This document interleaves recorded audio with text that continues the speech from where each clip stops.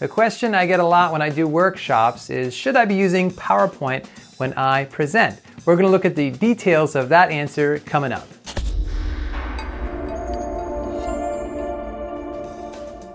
Hello again, friends. Welcome back. And if we're just meeting for the first time, I'm Alex Lyon, and this channel communication coach is here for rising leaders to help you increase your impact so you can lead the people around you to higher levels of excellence. And when I say rising leaders, I'm mainly thinking about people like team leaders, frontline supervisors, frontline managers. These are the people who really changed my life growing up, and this channel is for you. So should you be using PowerPoint when you present?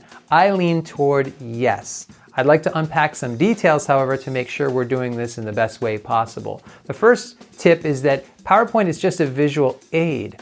It's not meant to replace everything you were going to say and put that in a verbal form. You've probably seen people do this. They mistake a visual aid for the actual presentation. They put the whole thing up there and then they read through it and everybody's flipping through the deck and they're not really focused. It usually leads to pretty poor presenting, so it's just an aid. It's supposed to enhance and add to and emphasize your message. It shouldn't be a replacement for your presentation.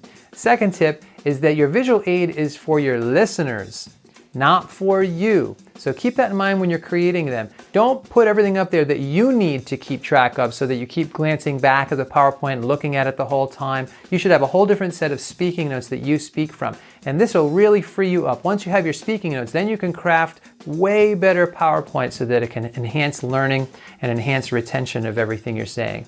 So with that in mind, I want to talk about what these PowerPoint slides should look like. Well, first of all, I recommend starting with just one slide. If you're not using any, or if you're using way too many, this is like a little bit of a challenge. Try to use one slide.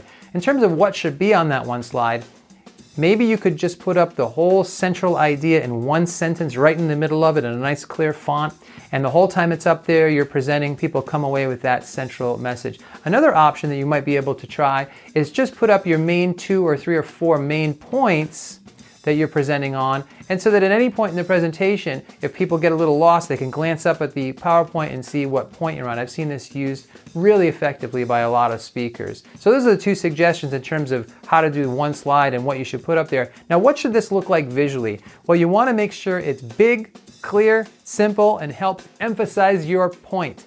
Those are the main principles. If it gets too complicated or gets too distracting or has too many animations and transitions, this is not video, right? So you have to keep in mind that you want people's attention mostly on you, and so the visual aid is just there to enhance your message. So in terms of font size, you want to have a pretty good size font, nice and easy to read even from a far distance away, but you don't want it so big that it eats up all the blank space on your slide. You also want to use shorter phrases, or at least very short sentences instead of lots of text. That makes it much easier to look at. And you want to make sure there's a high contrast between the background and the font. So really light, like a white background, and then a black font or a super dark font. That high contrast makes it all very easy to look at. So those are my suggestions for how to use maybe just one slide and use it more effectively. Don't go with the normal habits and practices you've probably seen around you.